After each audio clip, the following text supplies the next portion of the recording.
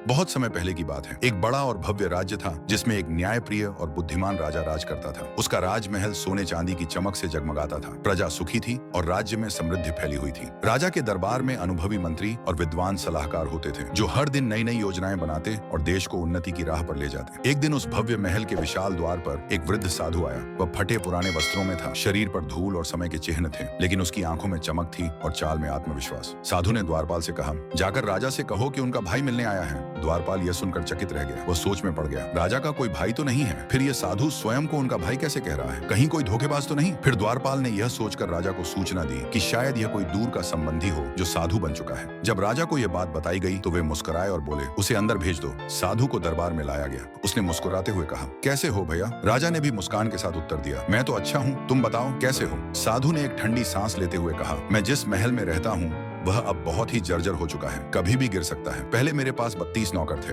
लेकिन अब वे एक एक कर मुझे छोड़कर जा रहे हैं। राजा उसकी बातें ध्यान से सुनते रहे। फिर उन्होंने तुरंत अपने कोषाध्यक्ष से कहा, इस साधु को 10 सोने के सिक्के दिए जाएं। साधु ने मुस्कुराकर कहा, 10 सोने के सिक्के तो बहुत कम है। राजा कुछ हैरान हुए, फिर बोले, अभी तो यही संभव है, इससे काम चलाओ। साधु ने सिर हिलाया और शांत भाव से वहां से चला गया। जब वह चला गया तो मंत्री और दरबारी आपस में बात करने लगे। उनमें से एक मंत्री ने राजा से पूछ ही लिया, महाराज क्षमा करें, परंतु आपके कोई भाई तो है नहीं, फिर आपने इस अजनबी साधु को इतनी उदारता से दान क्यों दिया? राजा मुस्कुराए और बोले, वह साधु वास्तव में कोई आम व्यक्ति नहीं था। वह अत्यंत बुद्धिमान और प्रतीकात्मक भाषा में बात करने वाला था। उसने मुझे भाई कहकर संबोधित किया क्योंकि हम दोनों मनुष्य हैं और भाग्य के दो पहलू हैं, राजा और रंक। आज मैं राजा हूँ, कल वह भी हो सकता था। राजा बोले, उसने जो कहा उसमें गहरा संकेत था। जर्जर महल से उसका आशय उसके वृद्ध शरीर से था जो अब कमजोर हो चुका है। 32 नौकर दरअसल उसके 32 दांत थे जो एक एक कर गिरते जा रहे हैं। उसने अपने हालात का वर्णन प्रतीकों के माध्यम से किया और साथ ही मेरी उदारता की परीक्षा भी ली। जब उसने कहा कि 10 सोने के सिक्के कम हैं, तो उसका आशय यह था कि मेरा सामर्थ्य उससे कहीं अधिक है। यदि मैं किसी को केवल 10 सिक्के ही देता हूँ तो यह मेरे राजा होने के गौरव के विरुद्ध है। राजा ने आगे कहा, वह साधु केवल धन लेने नहीं आया था, वह मुझे सीख देने आया था कि मैं अपनी हैसियत और कर्तव्यों को समझूं और असली ज्ञान को पहचानूं। दरबार में सन्नाटा छा गया। सभी मंत्री चकित रह गए। फिर राजा ने घोषणा की, मैं उस साधु को अपना निजी सलाहकार नियुक्त करता हूँ, क्योंकि उस जैसा ज्ञान, विवेक और साहस बहुत कम लोगों में होता है। इसके बाद उस साधु को खोजकर सम्मान पूर्वक बुलाया गया और राजा ने उसे राज दरबार में महत्वपूर्ण स्थान प्रदान किया। साधु ने भी राजा को वचन दिया कि वह सदा उसे सही मार्गदर्शन देता रहेगा और राज्य की भलाई के लिए कार्य करेगा। राजा और साधु की यह मित्रता पूरे राज्य में प्रसिद्ध हो गई। लोगों ने समझा कि किसी भी व्यक्ति के बाहरी रूप रंग से उसकी योग्यता का अंदाजा नहीं लगाया जा सकता। यदि राजा भी साधु की बातों को नहीं समझ पाते तो वे उस ज्ञान से वंचित रह जाते जो साधु ने प्रतीकों के माध्यम से दिया।